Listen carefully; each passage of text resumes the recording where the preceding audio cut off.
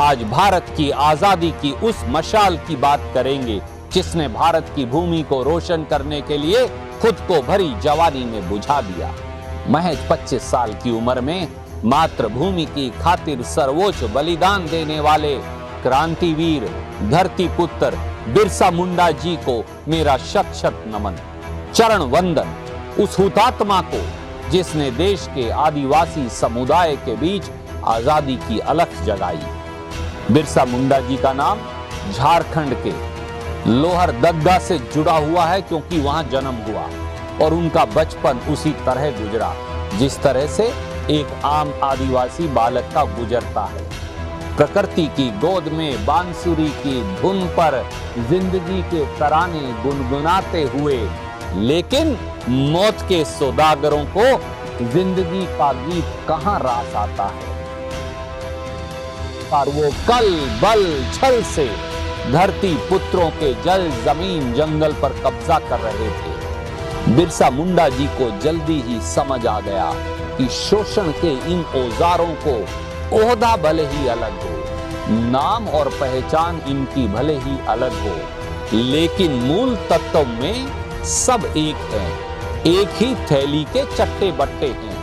तब उन्होंने आदिवासी समुदाय के बीच एक नया नारा दिया, साहब साहब एक टोपी है। बिरसा मुंडा जी ने उस सिर को ही कलम करने का फैसला किया जिस पर दमनकारी व्यवस्था की ये टोपी टिकी हुई थी। महारानी का राज खत्म करो और अपना राज कायम करो के उद्घोष के साथ बिरसा मुंडा जी ने सीधे अंग्रेजों के विरुद्ध उल गुलान मतलब महाविद्रोह का ऐलान कर दिया। उनकी एक आवाज पर आदिवासियों का जत्था जत्था जंगलों में जमा होने लगा। धरती पुत्र अंग्रेजी शासन व्यवस्था से जुड़ी हर चीज को ध्वस्त करने लगे। अंग्रेजी हुकूमत ने अपनी पूरी ताकत बिरसा मुंडा जी और उनके सहयोगियों के खिलाफ लगा दी, लेकिन बिरसा मुंडा जी बल से अंग्रेजों के कब्जे में नहीं आए।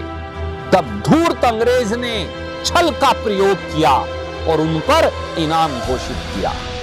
कहा जाता है कि उसी इनाम के लालच में एक गद्दार ने देशद्रोह कर दिया और बिरसा मुंडा जी के गुप्त ठिकाने की जानकारी जालिम अंग्रेज को दे दी। 9 जून 1900 को रांची जेल के अंदर बिरसा मुंडा जी की मौत, उनकी शहादत आज तक रहस्यों के आवरण में ढकी हुई है।